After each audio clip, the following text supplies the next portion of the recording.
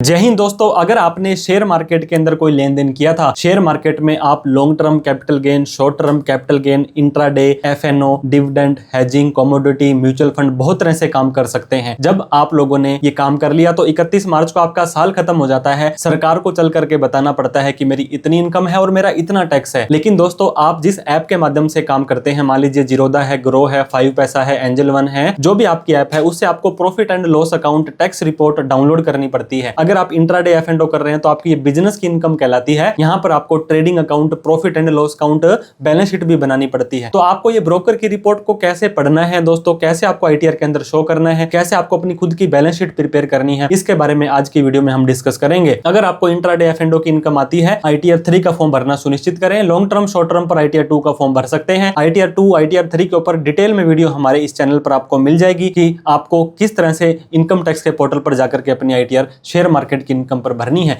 लेकिन आपको अपनी ब्रोकर की रिपोर्ट को कैसे रीड करना है, कैसे कहां पे इनकम आती है, कहां पे आपकी टर्नओवर आती है और उसको अपनी बैलेंस शीट के अंदर कैसे आपको डालना है, उनके बारे में विस्तार से लाइव, प्रैक्टिकली और स्टेप बाय स्टेप इस वीडियो के अंदर जान लेते हैं। तो दोस्तों, आईटीआर 3 भरने के लिए अब आप यहाँ पे क्या कर सकते हैं, आप इस आईटीआर के अंदर इंट्राडे दिखा सकते हैं, एफएनओ दिखा सकते हैं, long term capital gain, short term capital gain, rent की इनकम, सैलरी की इनकम, डिविडेंड की इनकम, वर्चुअल डिजिटल एसेट की इनकम, एग्रीकल्चर की इनकम, जो इनकम आप दिखाना चाहते हैं दिखा सकते हैं। इसके लिए आपको क्या करना पड़ेगा, आपको टैक्स पी&एल जो होता है दोस्तों, आपको यूजुअली तो टैक्स पी&एल होता है, दूसरी तरफ इसे प्रॉफिट एंड लॉस अकाउंट भी बोल सकते हैं। अलग अलग ब्रोकर के अलग अलग नाम होते हैं। तो दोस्तों, आपको अपनी टैक्स पी&एल डाउनलोड कर लेनी है। जैसे ही आप एक्सेल की शीट में करेंगे, यहाँ पे देखिए equity, FNO, currency, dividend, ledger statement, बहुत तरह के आपको इस तरह के ट्रांजेक्शन्स दिखाई देंगे। तो हमने 2 ब्रोकर की रिपोर्ट डाउनलोड की है दोस्तों। एक के अंदर तो हमने एफएनओ किया है, जो कि फ्यूचर एंड ऑप्शन होता है, जो बहुत सारे लोगों का फ्यूचर खराब भी कर देता है और कहीं का ऑप्शन भी नहीं छोड़ता है। लेकिन हमें अब आईटीआर में तो दिखाना पड़ेगा कि किस तरह से क्या क्या हमने काम किया है। तो दोस्तों, ये हमारी ब्रोकर का नेम आ गया, tax report, future and option आ रहा है। बहुत सारे ब्रोकर तो आपको फ्यूचर का अलग देंगे और ऑप्शन का अलग देंगे, लेकिन ओवरऑल आपका सेम रहता है। समरी के अंदर आ जाएंगे बाय वैल्यू। अब ये बाय वैल्यू क्या होती है, इतने रुपए के आपने ट्रांजैक्शंस किए हैं, मतलब इतने रुपए के आपने फ्यूचर्स खरीदे हैं, और सेल वैल्यू, इतने रुपए के आपने सेल किए हैं। इन दोनों का जो भी फर्क आएगा दोस्तों, ये आपका ग्रॉस प्रॉफिट होता है, मतलब प्रॉफिट एंड लॉस अकाउंट। क्योंकि बिजनेस की इनकम है दोस्तों, ना तो इस बाय वैल्यू को ना ही सेल वैल्यू को कहीं पे कंसीडर करना है।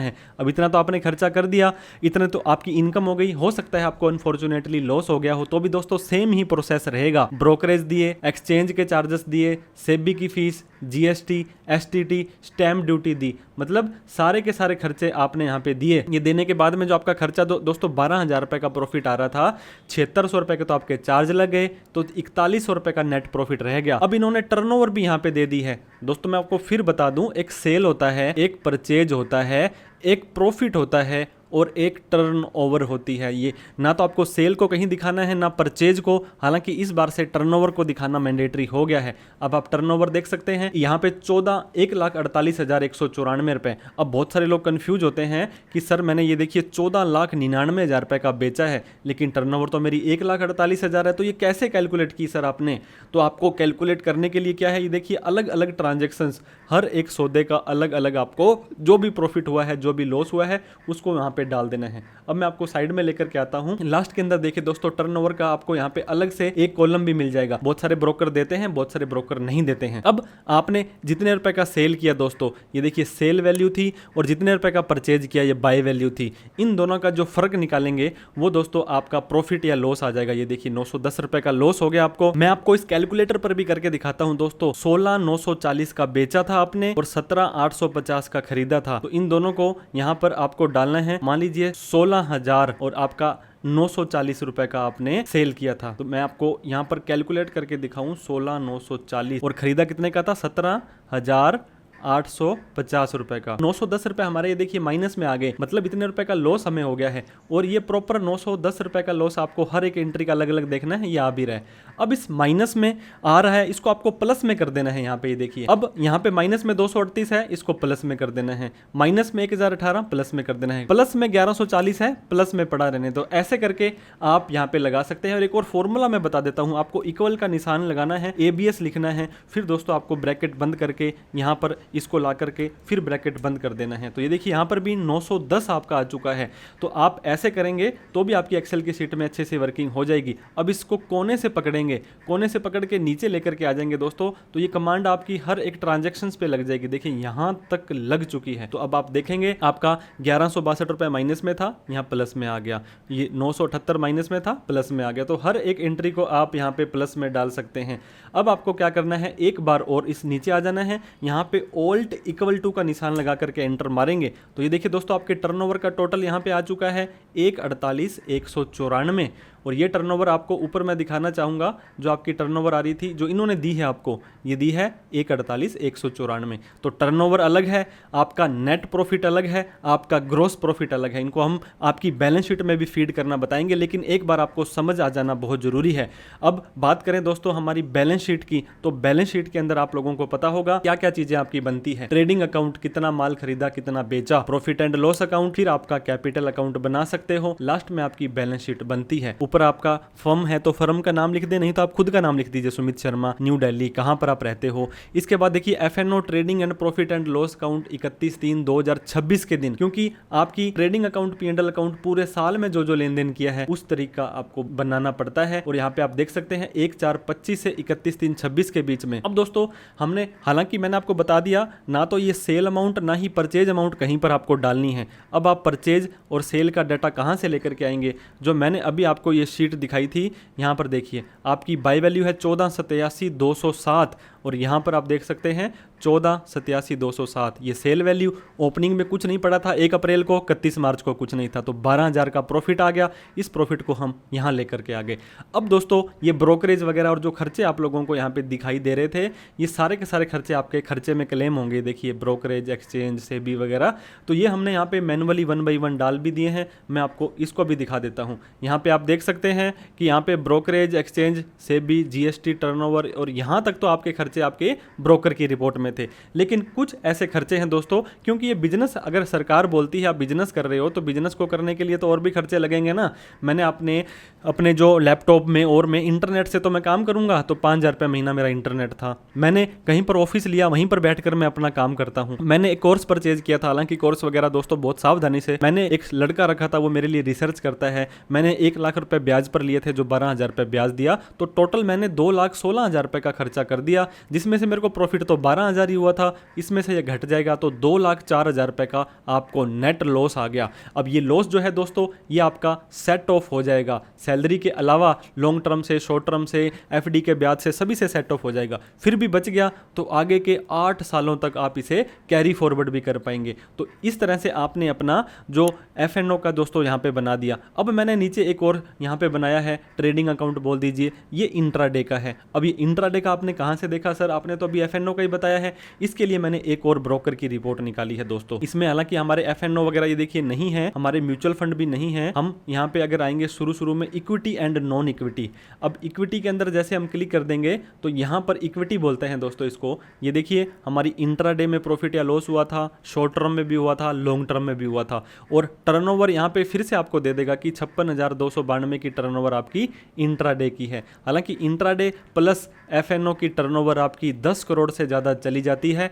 पहले किसी चार्टर्ड अकाउंटेंट से आपको ऑडिट करवानी पड़ेगी, उसके बाद ही आप अपना ये आईटीआर का फॉर्म भर सकते हैं। तो हमने जैसे ही नीचे किया दोस्तों, यहाँ पर भी कुछ चार्जेस वगैरह आ रहे थे। अब ये देखिए इंट्राडे, यहाँ पर इंट्राडे आ रहा है। इंट्राडे के अंदर क्वांटिटी कितने का खरीदा, कितने का बेचा और इतना प्रॉफिट हो गया, प्रॉफिट हुआ, लॉस हुआ, ये सारी की सारी एंट्रियों को आप प्लस में करके ऐड करेंगे तो आपकी टर्नओवर आ जाएगी। अब प्रॉफिट और लॉस को दोस्तों यहाँ पे देखिए मैंने 8870 8870 रुपये मुझे इंट्राडे के अंदर प्रॉफिट हुआ है। हो सकता है आपको लॉस हुआ हो अनफॉर्चुनेटली, ये देखिए 8870 रुपये। लेकिन इसमें हमें क्या करना है, सेम परचेज वैल्यू और सेल वैल्यू। अब यहाँ पे देख सकते हैं दोस्तों, ये जो आपकी जो भी वैल्यू आ रही है 48,42,417, ये 48,51,417। तो इसको हम क्या करेंगे, अपने जो बैलेंस शीट वाला जो फॉर्मेट हमारा जो बना रखा है हमने, इसमें देखिए 48,42,417 इतने का खरीदा और इतने का बेचा, तो ये हमारा इंट्राडे का लॉस आ गया। हालांकि लॉस आप बिल्कुल सीधा भी डाल सकते हैं, लेकिन मैं आपको रेकमेंड करूंगा प्रॉपर मेंटेन करें बुक्स ऑफ अकाउंट, उसके हिसाब से ही डालना है।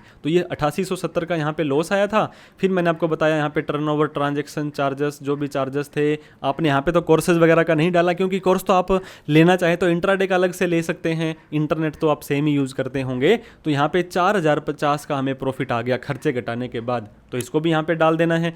अब दोस्तों हमारा ट्रेडिंग अकाउंट भी बन गया, प्रॉफिट एंड लॉस अकाउंट भी बन गया। अब कैपिटल अकाउंट, ये देखिए दोस्तों, कैपिटल अकाउंट में क्या होता है, आपकी कितनी पूंजी ओपनिंग बीडी होता है, ब्रोट डाउन, पीछे से लेकर के आए हैं, ये एक बार आप खाली छोड़ दें, जीरो छोड़ दें, क्योंकि आपको पता ही नहीं है यहाँ पे कितनी कैपिटल आपकी आएगी। गैस की सब्सिडी आई, सेविंग का ब्याज आया, ये देखिए इंट्राडे का प्रॉफिट आया तो कैपिटल बढ़ गई ना इतनी आपकी। एफडी का ब्याज कोई आया, कोई सैलरी अगर आई तो कैपिटल बढ़ गई, एग्रीकल्चर की इनकम आई। अब ये देखिए लॉन्ग टर्म और शॉर्ट टर्म का भी मैं कंसेप्ट आपको यहाँ पे बताऊंगा, उससे पहले कोई रेंट आया, कोई डिविडेंड आया, मतलब जैसे भी आपकी पूंजी बढ़ रही है, इनकम बढ़ रही है, वो सारी की सारी यहाँ पे आ जाएगी। अब मैं ब्रोकर की रिपोर्ट में दोस्तों फिर से आ गया हूँ, यहाँ पे लॉन्ग टर्म और शॉर्ट टर्म का आप यहाँ पे देख सकते हैं। अब ये देखिए आपके long term capital gain, equity share वाले आप लोगों को पता होगा 1,25,000 तक माफ होते हैं। 7 लाख, ये 70, 88, 38 और 85, ये सेल इतने की करी तो 1,42,600 का हमें प्रॉफिट हुआ है। अब इस प्रॉफिट को हालांकि हम आईटीआर में तो अलग अलग डालेंगे, लेकिन मैं एक बार आपको इस प्रॉफिट को यहाँ पे दिखा दूं। ये देखिए 1,42,600 का लॉन्ग टर्म है, 39,110 का शॉर्ट टर्म का प्रॉफिट हुआ है। तो मेरी पूंजी इतनी बन गई है, मतलब सारी की सारी कमाई इतनी हो गई है। अब बहुत सारे लोगों के खर्चे भी होते हैं। आपको दोस्तों ड्रॉइंग, LIC, सुकन्या समृद्धि योजना, आपने म्यूचुअल फंड में गिफ्ट दिया, टैक्स पे किया, सारा का सारा डेटा यहाँ पे आ जाएगा। आपको कंफ्यूज नहीं होना, इनमें से कुछ भी नहीं है तो आप छोड़ दीजिए, इसको खाली छोड़ दीजिए, कंफ्यूज मत होइएगा, बस इतनी सी रिक्वेस्ट मेरी आपसे है, कंफ्यूज नहीं होना है। ऊपर आएंगे, अब यहाँ पे अगर आपको कोई लॉस हुआ है तो ये देखिए लॉस फ्रॉम एफएनओ का लॉस इधर आ जाएगा, प्रॉफिट होता तो इधर आ जाता। पूंजी घट गई ना इतनी आपकी, ये लास्ट में जितनी पूंजी बचेगी ये बैलेंस शीट में लेकर के जाएंगे। मैं बैलेंस शीट भी आपको दिखा देता हूँ दोस्तों। बैलेंस शीट पर जैसे ही आते हैं, अब यहाँ पे देखिए बैलेंस शीट की फीडिंग ITR 1 के अंदर नहीं होती है, ITR 2 के अंदर नहीं होती है, 3 के अंदर कंप्लीट फीडिंग, एक एक चीज़ को आपको इनको डालना पड़ेगा, और 4 के अंदर समरी फीडिंग होती है, थोड़ी सी कम होती है। दोस्तों ये हमारे मोबाइल नंबर, ईमेल आईडी है। गलत ITR भरने से अच्छा है आप किसी प्रोफेशनल की हेल्प ले लीजिए। ये जो पूंजी का वहाँ से मैंने आपको बताया था, कमांड लग करके ऑटोमेटिक आ जाएगा। अगर आपने किसी से बैंक वगैरह से लोन लिए हैं तो वो लोन यहाँ आ जाएंगे, नहीं है तो ये सारा का सारा खाली रह जाएगा दोस्तों। मतलब आपके पास पैसा कहाँ कहाँ से आया, आपने किसी रिश्तेदारी से, अड़ोस से, पड़ोस से लोन लिया, वो यहाँ आ जाएगा। आपने किसी को पैसा देना है माल के लिए, आपने कोई बिजली का बिल देना है, वो सब यहाँ आकर के, मतलब इतनी आपकी लाइबिलिटी आ जाएगी। अब दोस्तों आप लोग क्या करते हैं, आप लोग कंप्यूटर का भी इस्तेमाल करते हैं, प्रिंटर का भी करते हैं, लैपटॉप का भी करते हैं, तो फिक्स एसेट आपकी कितनी संपत्तियां हैं, नीचे मैंने फिक्स एसेट का चार्ट भी आप लोगों को बना के दिया है। कार है, लैपटॉप है, मोटरसाइकिल है, 1,425 को इतना था और ख़रीदा तो यहाँ आ जाएगा। डेप्रिसिएशन दोस्तों इन पे लगाना है, घिसावट तो होगी ना। आप 1,00,000 रुपए का कोई आपका मोबाइल था, सरकार कहती है 15% घस गया, ये आपका 15,000 रुपये खर्चा क्लेम कर लो और 85,000 रुपये आपका रह जाएगा। तो ये देखिए 15% तो इस पर है, कंप्यूटर लैपटॉप पर 40 है, लैंड पर नहीं होता है, बिल्डिंग पर 10 है। तो इस तरह से आप ये देखिए 20,25,000 रुपये की मेरी फिक्स एसेट है। आपको नहीं पता, टेंशन मत लीजिए, आप सीधा ही यहाँ पे लिख दीजिए मेरे पास एक मोबाइल है, एक कंप्यूटर है। मान लीजिए 50,000 का मोबाइल है और 1,00,000 का कंप्यूटर है, तो यहाँ 1,50,000 आ जाएगा, है ना। स्टॉक आपके पास कोई माल नहीं है, सन्ड्री डेटर्स, किसी से उधार पैसा लेना है, वो आप यहाँ पे डाल सकते हैं। इसके बाद में दोस्तों कैश इन हैंड, 31 मार्च को इतना मेरे पास रोकड़ कैश पड़ा था, पता है तो ठीक है, इसको भी आइडिया से डाल सकते हैं। सेविंग अकाउंट, करंट अकाउंट, बैंकों में कितना पैसा पड़ा था दोस्तों। किसी को आपने सिक्योरिटी डिपॉजिट दे रखी है, किसी को आपने एडवांस में पैसा दे रखा है, वो यहाँ आ जाएगा। इसके बाद में यहाँ पे देखिए FDR थी आपकी, मान लीजिए 1,00,000 रुपए की, 5,00,000 की, 10,00,000 की, म्यूचुअल फंड में सिप चल रही है, उसका पैसा 31 मार्च तक कितना लग चुका है।